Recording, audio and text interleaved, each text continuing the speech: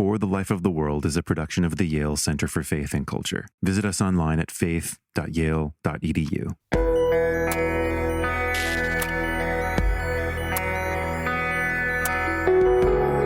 I think that life consists of improvisation. Anybody living in family life will know that it's a perpetual improvisation. In a loving relationship, it's always improvisation. But I love the whole image of jazz, basically, because the thing is, you're given a tune, an old tune, just your lifetime. You're born, you die, and it ends. It's the same for all of us. But think of the endless riffs which we can manage in between. It seems to me to be a picture of how we live, how our lives evolve through this improvisation. I came more and more to think that the gospel is actually an encouragement to improvise in the spirit on the life of Jesus. There's this lovely sense of being invited to be led into more truth, being invited to do more things, and endlessly be imaginatively improvising on the sort of person and the sort of words and actions of Jesus. This is For the Life of the World, a podcast about seeking and living a life worthy of our humanity. I'm Evan Rosa with the Yale Center for Faith and Culture. Poetry is hard to read, hard to define, hard to understand, hard to pin down, hard to evaluate. And that's what I love about it. Like life, it often defies simplistic description or interpretation. Jazz offers the same. The immediate, improvised, communal response to the shackles and strictures that dampen human flourishing. Jazz was born out of great pain and suffering and the evils of slavery and oppression of Black folks, but exults as a free expression of human agency. And here's where you get that connection between jazz and poetry. The Greek word poiesis, the word that gives birth to poetry, means to make. Philosophically, this is present in Plato and Aristotle, all the way up to Martin Heidegger. Life, like poetry and jazz, is perhaps at its most beautiful when it departs from the rigid cycle of birth and death to improvise and bring something into being which wasn't there before. There is a profound, ecstatic meaning in that poetic act of letting go, saying yes, finding joy in being, and then bringing something new into the world. So, jazz, improvisation, and a quote, syncopated piece that exists in mutual, interwoven, historical dialogue between the individuals of our pluralized world. This is just one way of describing the magisterial poetry of Micheal O'Siadhail in his epic Five Quintets. Today on the show, Drew Collins hosts Irish poet Micheal O'Siadhail and Cambridge theologian David Ford. The two have been friends for over 50 years. Each acts as the other's first reader, and their work and their relationship depict the conversation between poetry and theology that can result in the kind of wisdom that riffs on life, imagines that syncopated piece with God and humanity, and revels in the glory of being. Enjoy.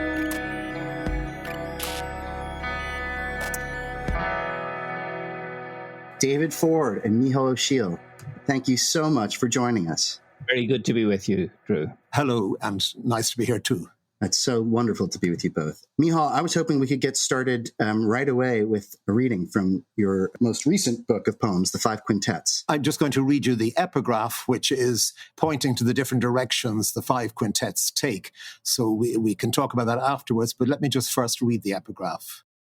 Be with me, Madam Jazz, I urge you now.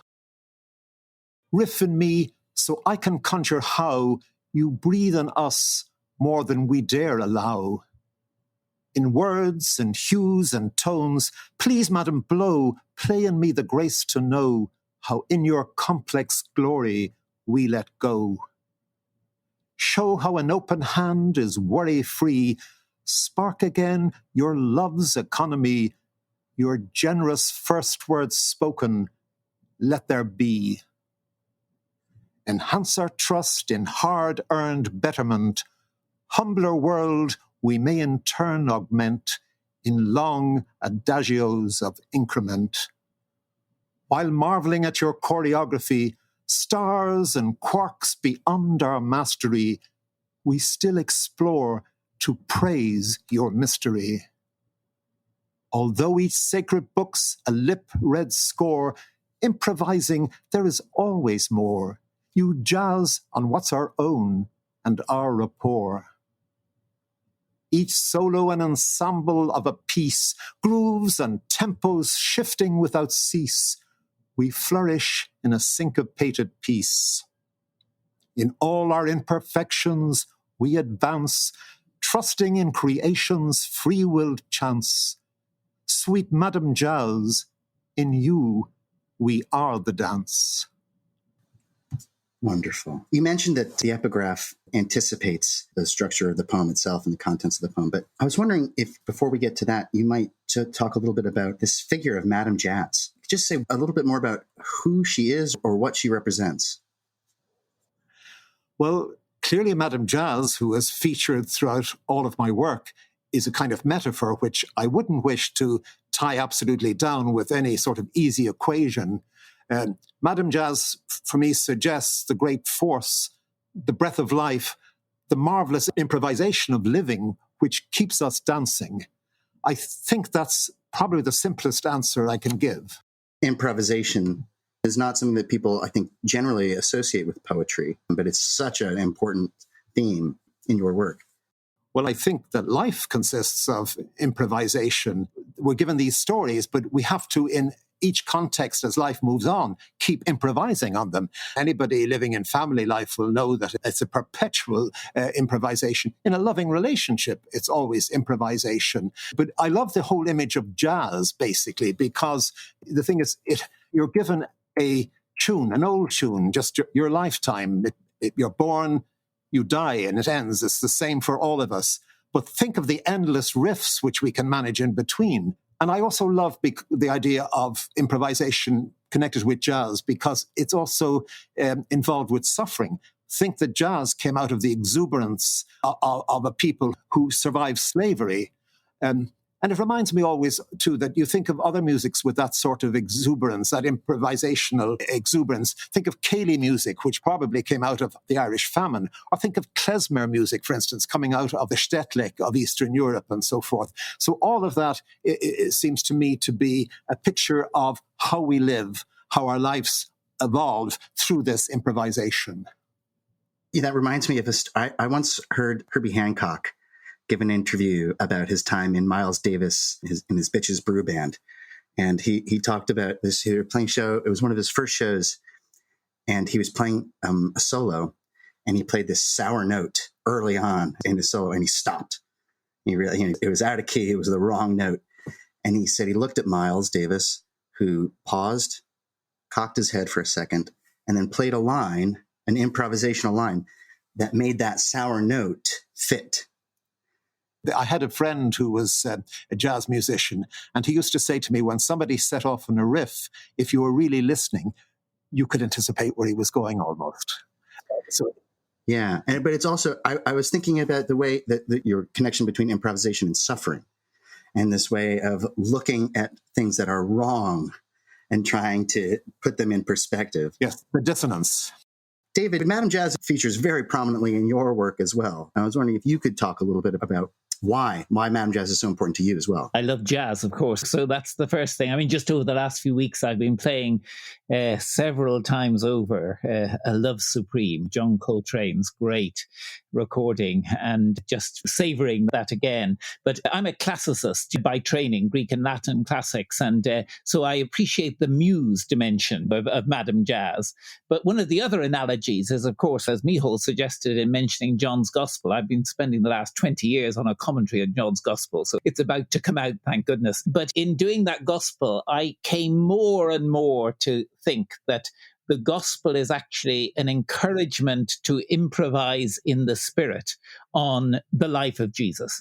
So the life, death, and resurrection of Jesus. That, in other words, the Spirit, there's more on the Spirit in John than any of the other Gospels. There's this lovely sense of being invited to be led into more truth, being invited to do more things, and endlessly be imaginatively improvising on the sort of person and the sort of words and actions of Jesus. Yeah. So there's a sort of a temporal component to this sort of jazz and improvisation, is what I'm hearing from both of you, in that it's sort of involved in past, present, and future. Micheal, I wonder if you might say a little bit more about, you were talking about jazz as a sort of posture of attentiveness and of listening, and both of the need for and the freedom of the search for meaning. Each canto of the Five Quintets is dedicated to a specific discipline: the arts, economics, politics, sciences. And then the fifth is, I suppose, philosophy and theology? Well, philosophy, theology, meaning, perhaps, finding meaning. Yes. So could you say a little bit more about how this epigraph, this sort of early invocation of Madame Jazz, shapes the way you hope readers will engage with this epic poem? Like all prologues, it was written late, because then you knew what you had done. Often people think you start with the foreword. You usually end with the foreword, as you'll know yourself. So it was a way of pointing a little bit, or suggesting how you might read each of the quintets. In the case of the first one, Making, which is what I call the arts, it's really an appeal in words, in painting, in music, to try and do something to reveal the complex glory of God and of creation. The second one, which is economics, which I call Dealing, I speak here of pointing people towards the idea of the open-handedness, which combines generosity and justice as the essentials in an economic attitude. Following that, then, in terms of politics, which I call Steering, here it's really an appeal, I think, not to look for an approach with a tabula rasa, but rather starting always from where we are and proceeding to make the world a little less imperfect, and proceeding with fortitude and patience. The fourth quintet, then, which is Finding, which David very kindly was adverting to there a minute ago, it's not that we don't want to continue to explore the wondrous world, but to explore it with perhaps a newfound humility, to know that we will never master everything. It's quite obvious to us that once we move into the subatomic world, into the whole world of probability and so forth, and it just goes deeper and deeper and deeper, and we know we will never get to the bottom of it, but still the joy and the humility of this wondrous search. And finally, the fifth quintet, which, as you said, it's in conversation with the philosophers and the theologians over the last 400 years. But here, I think the appeal in the epigraph is to direct people towards the idea of an acceptance of both a religious and a secular world, but also with different traditions which we can share, and in sharing go deeper into the improvisation of our own tradition, but also enriching other traditions. So I think that's what I have tried to encapsulate in the epigraph to the Five Quintets. Could I put a footnote in there, Drew, that it really interests me that the stanza in that epigraph that says, although each sacred book is a lip-read score, improvising, there is always more. You jazz on what's our own and our rapport.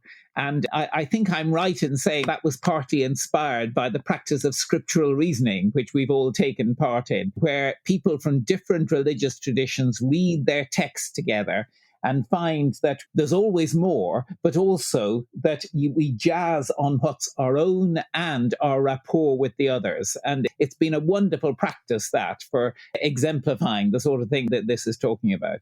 Yes, I mean that we flourish in a syncopated piece. Yes, It's such a beautiful description. I was wondering, Micheal, if you would mind reading from a section that David opens up his essay with, the little section from Hannah Arendt's. Yes, may I give a little context to it, perhaps? Please. It's coming from the fifth quintet, which is Meaning. And so in the Heaven section, the fifth canto of the fifth quintet, I have 5 people who are philosophers and theologians playing jazz together. There's 5 days when I'm introduced to each of these, and I'm introduced by 5 women, which I leave aside for the moment. But one of the people who speaks to me in this is Hannah Arendt. So this little excerpt, which you asked me to read, is in fact Hannah Arendt addressing me. Poet's work must always be the interface. embracing all the wonders we've amassed with gratitude, but also in the light of what we've lost or thought we had surpassed. Motifs of wisdom you with second sight will slowly begin to interweave. You won't look back to try to underwrite all loss or hanker for some make-believe in the glare of here and now to find a vision for our world you must conceive. As Dante once prepared the modern mind, you too must show a depth and breadth of view that lets the future in our now unwind. Thank you, Micheal. David, you opened up your recent essay about the Five Quintets with this passage. Could you say a little bit about why? It's got everything, really, doesn't it? It was partly because it's about a poet's vocation. It's got embracing all the wonders that we've amassed. It's got the gratitude for the past, the wisdom in the present, the vision for the world, for the future. And it's got the depth and the breadth. And then it's got that marvelous reference to Dante as well, who really is, it seems to me, the sort of great analogue of the whole poem, the Five Quintets. And I mean, I'd also point to the poem on Dante himself in the first quintet, which has this lovely dialogue between Micheal and Dante that I think really does in many ways go to the essence of what the whole thing is about. Yes, I'm glad that you brought this up because the engagement with history in the Five Quintets seems to be a central concern of both of yours. And one point of connection here, one among many, as we begin to note, between Micheal and Dante. And another obvious connection is that both deal with the question of God. And David, in your essay, you have this quite stunning line, which is, O'Siadhail should be judged the more daring of the two because of how he engages with God, neither in English language, literary culture, nor in the dominant intellectual spheres of economics, politics, the sciences, and philosophy. Has it been generally fashionable to walk our daring God of love's high wire, is a quote, in the way O'Siadhail does in the Five Quintets. And I wonder if you could say a little bit more about that and both the connection that you see between the projects, Dante's Divine Comedy and O'Siadhail's Five Quintets, but also particularly why dealing with God here is different. What marks it, what separates it from the way in which Dante is theologizing in poetic form? Well, I mean, Dante was in a culture where God was utterly part of the culture. He was emerging, modernity emerging out of the Middle Ages, whereas we are in a culture where, as I say in that article, often, especially in intellectual circles, such as all of us have moved in. I've studied in Germany, in the States, in the UK and in Ireland. And in all of those, there's a tendency among intellectuals to be what I would call secular supersessionists. In other words, they see religion essentially as something of the past. They don't tend to look on religion as something that people as intelligent as themselves really can hold to in this period. They don't recognize that you can be at least as sophisticated philosophically, scientifically, historically, and so forth, and also be somebody who is a person of intelligent faith. And so I think one of the extraordinary achievements of Micheal in this book is to be a person of intelligent, wise faith, and also to be utterly at home with the whole range of modernity in all its various parts, and also to show how much of modernity is richly theological as well and richly informed by engagement with God. And I think this sense that we are in a pluralist world where there are multiple depths, there isn't just the secular, there's also many religions and many forms of secularity. And I think Micheal enables a conversation, enables anyone to engage with this range of things and also to improvise on them, as Micheal says, in relation to their own tradition while being deeply in conversation with other traditions. Yes. Micheal, I wanted to ask you about that as well, because in many ways, this is clearly, as David's pointing out, this is an overtly theological poem. And yet many of the characters of the historical figures who feature in the poem are out and out secularists. And so why include them in such a theologically concerned work? First of all, thank you for your kind words about the Five Quintets, David, and thank you for all your support in being my first reader throughout the whole 10 years which I spent writing it. But back to your question, I think really that I'm trying to see, it's a taking stock, if you like, of how we got to where we are, and also suggesting, to use an echo of David's title of that article, a wiser vision for the 21st century. But in order to discover, to take stock as to where we came from, I had this extraordinary insight that it seemed to be that in all of the domains, in the arts, in economics, politics, science, philosophy and theology, in all of these five quintets, there is an extraordinary sort of vertical unity. It seems as if they all echoed the moods or the phases which our culture was going through.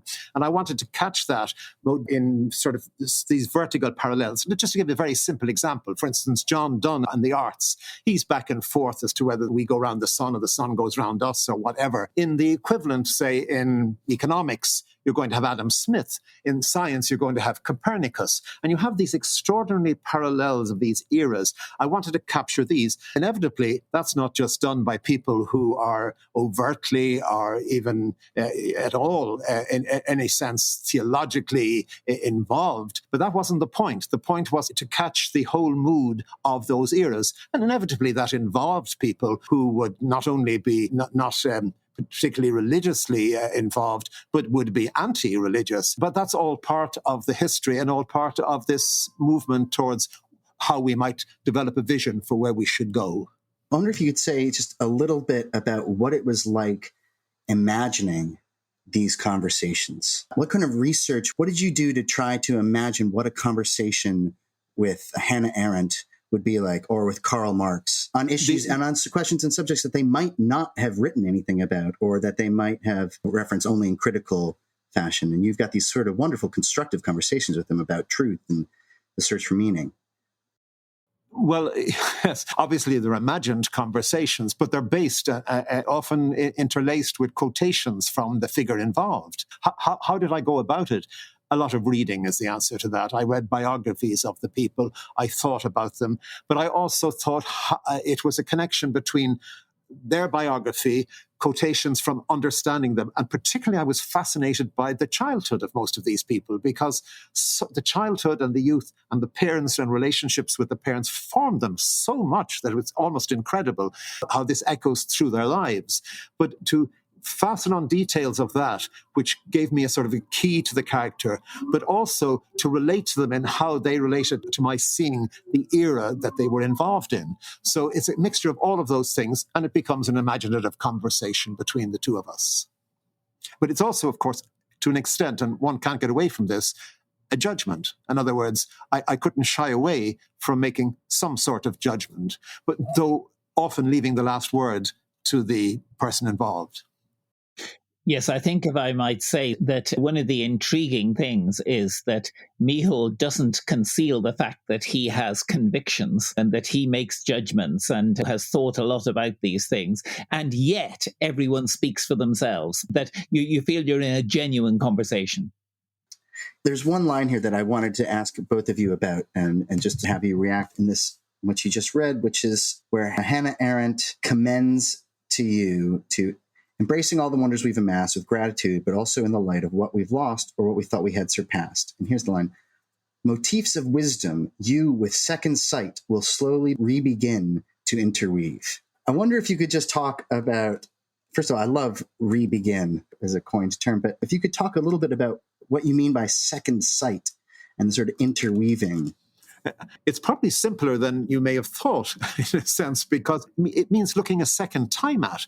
You see, the point I'm trying to, I think, make here suggests that while embracing all the wonders we've amassed with gratitude, but also in the light of what we've lost, we lose things through history and think we have surpassed, which, of course, is David's previous point about supersessionism of a sort, intellectual supersessions, where things we think we've left behind because we're much brighter now, we've surpassed them. It's this linear view of history. But often, I think, you need to look back at history and suddenly to realize that some of the things we thought we had surpassed we need to retrieve. There's a certain retrieval of wisdom. So to get these motifs of wisdom, looking a second time, which you slowly begin to interweave again into our lives. But then there's the caveat that you don't try to do this because anything that's lost, it's bad to lose. Of course, there are things it's good to lose as well. But so you're not trying to underwrite all loss. And you're not looking for the, hankering, which is a very common one, hankering after a past, a perfect past, which never was, of course. So hankering after some make-believe. But rather, in looking at how we are in the here and now to conceive, again, a vision for the future, but taking sometimes retrievals of wisdom from the past. Yes, I think Paul Ricoeur's lovely hermeneutics of both retrieval and suspicion, but trying to make sure that the retrieval is generous and that one really does engage with things all over again. I mean, as a classicist, I know that just how Sophocles, for example, or Plato or Aristotle or Virgil or whoever from the classical civilization, you can just read and reread and reread. And of course, that's what I've been doing with John's Gospel for the last 20 years. And I find that every time I re-engage with it, it's not just second sight, it's third, fourth, fifth, up to 100th sight. And it keeps on going. It is one of the amazing things, isn't it, about the richness of deep meaning. It's very unnostalgic when you describe it like that. This is a sort of engagement, a concern with history. They're very much in service of the present and the future. I was wondering, actually, partly because of the nature of your different disciplines. David, you have the opportunity to reflect explicitly on Micheal's poetry in essays and in books and things like that. Micheal, it's obvious that David has been hugely influential in your work, but perhaps ways that are not as explicit or obvious to the casual reader. And so I was wondering if you could share a little bit about the influence that David's work has had on your life, and also the influence and the significance of your friendship. Yes, the two, of course, are extremely interwoven. It's hard to separate them because, you see, I think the greatest influence of all really is that it's a shared view of the world. It's developed over some 50-something years, which we've been best friends.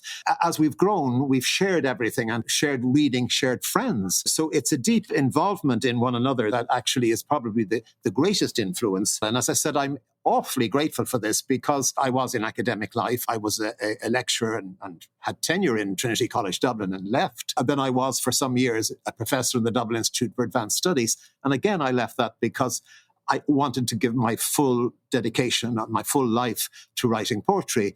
But I could so easily have been, as I've said before, isolated. You sit, you get up every day and you're in your study. But David was in an environment in a top university at Cambridge where he was coming across these people and was in contact with people. But that sharing, that channel into my life, I am extraordinarily grateful. And that is probably the greatest influence. Well, if I might say, that moment when Micheal resigned his professorship, I remember being utterly in awe. It was 1987, I remember.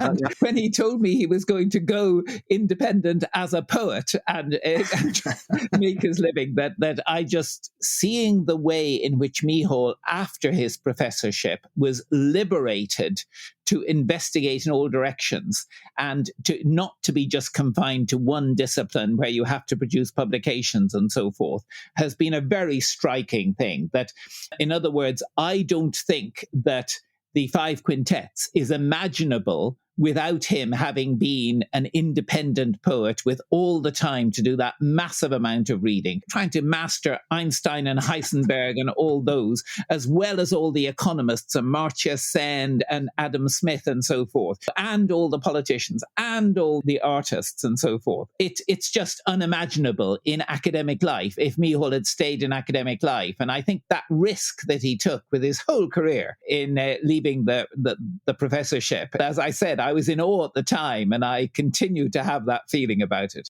You know, David, in your essay, you quote a line that Micheal wrote, where he writes, "The desire is to know how in your complex glory we let go." And you explain, what sort of knowledge is that? It's one that, like the deepest wisdom, invites us into transformations of our perceptions and discernments, our relationships, our passions, our habits, our practices, and our ways of living. The best way to learn this is from those who embody it. They are the ones who have risked letting go in the complex glory of Madame Jazz. It strikes me, on the one hand, this applies in at least two levels, which is, on the one hand, is that a description of your relationship with Micheal in this It's certainly a description of my perception of what happened to Micheal when he let go his professorship. Right. And also, actually, the books of poetry became more unified. Each of them seems to me to be more unified, beginning with The Chosen Garden, his autobiographical one, but each one after that. And of course, they also alternated between more personal things and more public things, the most public being his book on the Holocaust, that remarkable thing. And I remember going through this complex glory. I mean, glory in Christian terms, of course, includes the cross. And I remember the 5 years that Micheal spent immersed in the literature of the Holocaust, and also even meeting survivors and so forth, and to produce the Gossamer Wall. And he was so taken up with all of that. We were on the phone almost every day. I was in England, he was in Ireland at the time. He was so taken up with it that he had to take up something that completely absorbed him. So he took up sailing in Dublin Bay and learning to sail. And I remember the awesome feeling I had once when he took me out, and I trusted him completely because I had no skill in this area. But then a very large boat, so the mail boat, came around the corner, and Micheal masterfully steered us away from it. And I remember thinking the intensity and the attention that he had put into that, giving him no time to think about what he was working on the rest of the day, and demanding complete concentration. That there was a sort of his capacity to be multiply intense, to be intense in one thing, then to be intense in another, was striking. I think that whole engagement with the Holocaust in the Gossamer Wall, and the final culmination, Prisoners of Hope was the name of the final one, where he looked beyond the Holocaust. I think that has something very profound to say to our time today as well. Micheal, do you have anything to add to that? No, except this is very much a sort of a byproduct of it in a sense, but they were tough years because, and in fact, my first and my late wife, Deeds, was very worried at the time because I was reading nothing but about the Holocaust for 4 or 5 years. And she was really worried that I'd get terribly depressed. So the sailing was a counterpart of that. But interestingly, the next book which I was to write, which was a huge relief in some ways after the Gossamer Wall, which was the Holocaust book, Poems and Witness to the Holocaust, was Love Life, which was a celebration of a marriage, which at that stage, I can't remember, it must have been 30 years or more at that stage. But the main imagery which I used throughout that book was actually sailing, which was which I would never have anticipated, but that came out of that period of sailing which David was describing. Might I say a footnote to that, Micheal? As you have read from your poems in Love Life at the marriage of each of our daughters, but our son is getting married, and of course, because of the lockdown things, that Micheal can't be there. They wanted him to read as well, but the poems they choose are always from Love Life. It's extraordinary how powerful that is. And I don't know another book that is dedicated to year after year of marriage, actually. Another book of poetry that is dedicated like that. Maybe you know of some, but I have found it always a source of great quotations for my wife's birthday cards. Well, it was said that a good marriage was never material for poetry. I found it otherwise. I had 44 years of a wonderful marriage, but I should add, thankfully, I now have had 7 years of a second wonderful marriage, so I'm the most blessed man on God's earth. I wonder if you might share a reading from Love Life, since it's come up. Actually, I should say that David gave me this when I started studying with him, a copy of your collected poems. He wrote an inscription in which he quoted the poem that I'd like you to read, and it is Covenant. Yeah, that's very apt, given what we've been talking about. But let me read it first, and we can talk about it afterwards. Covenant. The first moves we played by touch and feel, mutual come hither of glow and counterglow, share and share alike our seesaw deal, some subtle paralleling of a quid pro quo. Or so it seemed. But how we turn spendthrift, as already we've begun our foolish potlatch, spiralling upward in endless covenants of gift. And so hopeless it becomes to try and match. Je t'aime la folie, and make no bones about my bargain. Nothing asked or sought, quits before we start, neither getter nor giver. We travel on beyond the tables and the stones. No barter, no payback, gratis, for naught. I desire you. Just love me now and forever. Wonderful. David, I'd actually like to ask you the first question about it. Was this line, spiraling upward in endless covenants of gift, that you wrote on the front cover of this book that you gave to me. And I was just wondering if you could talk a little bit what this poem means to you. Drew, giving it to you as one of my doctoral students in Cambridge, I was just savoring that extraordinary thing, which has continued ever since then too, between us, that extraordinary privilege of being a doctoral supervisor to somebody, to be an advisor for a major piece of work over years when you're engaged in something really worthwhile.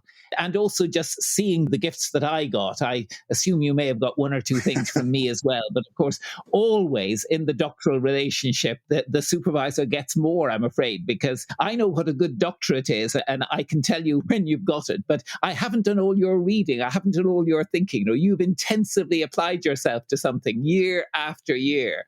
The covenant, I think, is also worth just noting. It's become one of the most important words for me in my life, not least for our whole civilization. It seems to me that what I was talking about, the pluralism of multiple depths, that the depths need to be in conversation with each other. They need to collaborate, but above all, they need to have the sort of long-term joint commitments to the flourishing of our world, to the common good.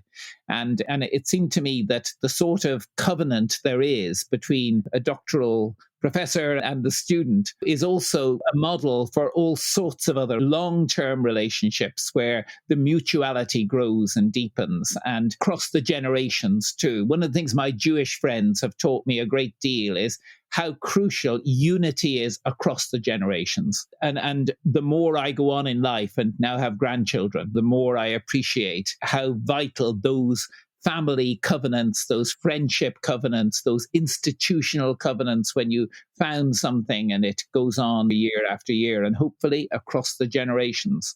The final thing I'd say about this is just those final lines, no barter, no payback, gratis for naught. I desire you, just love me now and forever. I think I was writing Christian wisdom, desiring God and learning in love at the time. And one of my most moving engagements was with the Jewish philosopher and theologian Peter Oakes, and grappling with his thought and with the book of Job, actually, where Job is challenged by Satan. Does he fear God for nothing? That for nothing. And right at the heart, it seems to me, of our relationship with God is we love God for nothing. We love because God is God. What could be more glorious than to love the one who is ultimately, eminently lovable? But also, we love each other that way, I think. And we try to image God's love in our love. And so we love each other for our own sake, not because we're useful to each other primarily, though that, of course, has often been the case with Micheal, that we have collaborated in all sorts of things. But fundamentally, there's just this sense of no payback, gratis for naught. Yes.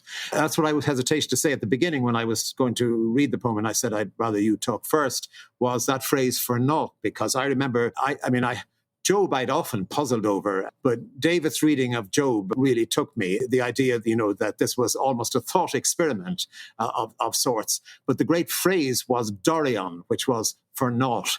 So that you loved God not because he was good to you or bad to you or anything else, but just for his own sake. And made a big impression on me, that. And it was really, you must have been working on Job at the time, because that phrase for naught that shows up in Covenant is definitely an echo of David's work on Job. I want to just go back to something, David. You were talking about the Jewish idea of the unity across the generations as an account of covenant. It strikes me that, because earlier and throughout the Five Quintets, there is something that's outlined is a kind of unity that does not exclude disagreement or difference. And one of the things that I pick up as central in trying to understand the sort of unity that you're talking about here, and perhaps this is another apt description of covenant, is trust. There's a sort of trust in God that we see in Job, independent of his sort of the events that befall him. There's a trust that God is good, and that God is good, what wills the good for Job, even if he's not experiencing it. And I get the sense that there is trust. There's a trust that you each have for one another, that the other person will have something to say to you, even if it's not obvious, that there's a trust there that this is going to be important to you. And Micheal, that's one of the things that I get from your engagement with all these different figures in the Five Quintets. There's a trust, no matter the difference, no matter the sort of the time, place, or the theology, etc., that this person has something of value for you and for the world. And I wonder if you could just share a little bit about how you see maybe the problem of trust today in the sort of pursuit of wisdom, and why that is such an important theme for us to reflect on today. Yes, everything we do is based on trust. If I go into a restaurant and I take food, I trust they're not poisoning me, and they trust I'm going to pay for it. So every single act you do is, in some ways, is based on trust. But the danger, I think, and one of the big dangers in our society at the moment is a culture of suspicion. And the media play greatly into this as well, that there's a lack of trust that people mean well. You always look for the underhand motive first, which is dangerous. But for me, it's been at the heart of my life, heart of my 2 marriages, at the heart of my friendships. It is trust. Without trust, you've nothing. Strangely, of course, etymologically, it's interesting. The cognates of it in other Germanic languages, it means consolation. In other Germanic languages as well. In Norwegian, it means consolation. It can mean the same in German. Whereas in Icelandic and English, it means trust in the sense we're using it. So trust is a huge consolation. Yes, I think, Micheal, you have a poem about that, haven't you, in Tongues? That one of the things I have been continually amazed by in Micheal is his facility with languages, with contemporary languages. I think about 11 or 12 of them. And Tongues at the end of it, tributes to the people who taught him these languages. And I've always been struck by how Micheal learns languages in the context of friendships, that he actually develops deep relationships, and therefore, I think, has a deep understanding of the language. But also, I'm triggered by your question about trust, Drew, to reflect on 2 remarkable women that I've learned from about trust. One is my favourite public intellectual in this country, in England, Baroness Honora O'Neill, the philosopher, who for 8 years, I think, when we were both syndics, that's on the board of Cambridge University Press, we examined all the books to be published by Cambridge University Press year after year. And I was so impressed by her wisdom and insight into them. But one of her books is called Trust, and it was her Reith lectures in this country. And it's a wonderful examination of trust in the public sphere. But the other one is Susan Hyland, who's one of my favorite New Testament scholars. I was a visiting professor in Emory University at Candler Divinity School a few years ago, and she's also a scholar of John's Gospel. And she just taught me, she said, every time I come to the word pistuine, which is usually translated to believe in John's Gospel, I translate it as to trust. And to have faith in, of course, but to trust. And she said the impact on her students of always translating that just in her classes, always as trust, was quite profound. And I do feel that John's Gospel has some of the most relevant lessons to us today in the area of trust.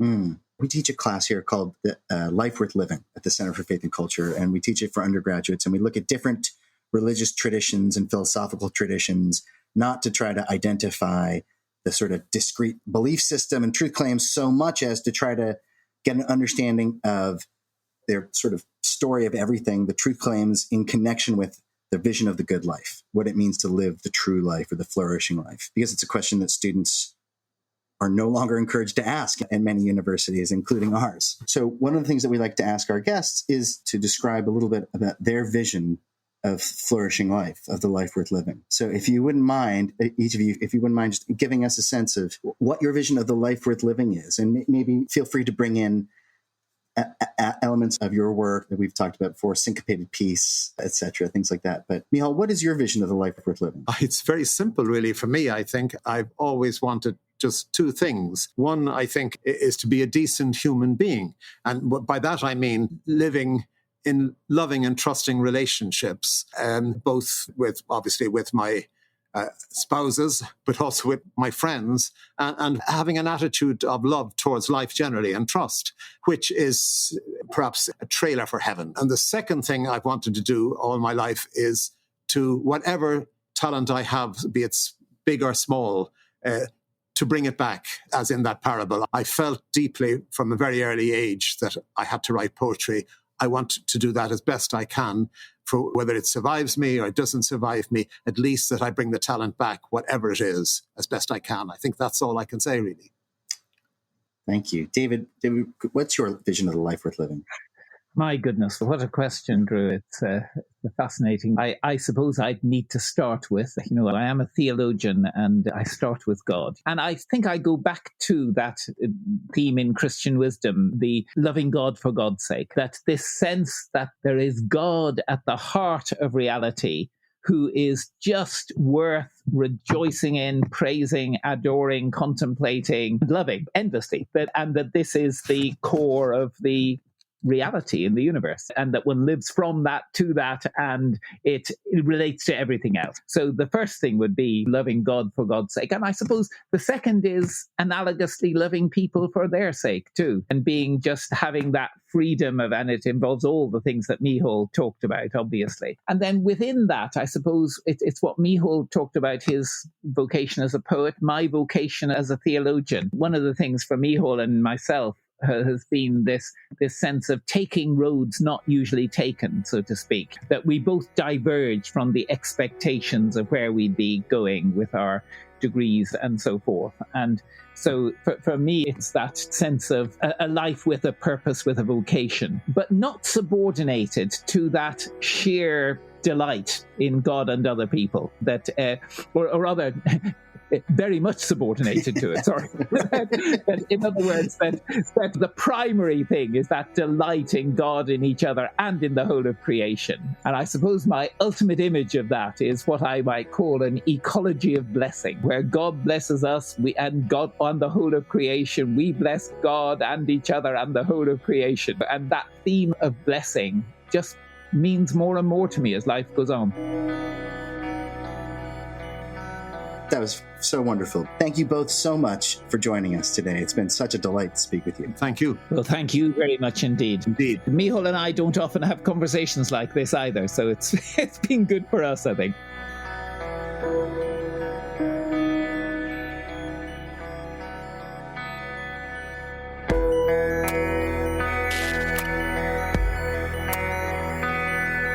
For the Life of the World is a production of the Yale Center for Faith and Culture at Yale Divinity School. This episode featured poet Micheal O'Siadhail and theologians David Ford and Drew Collins. Production assistance by Martin Chan and Nathan Jowers. I'm Evan Rosa, and I edited and produced the show. For more information, visit us online at faith.yale.edu.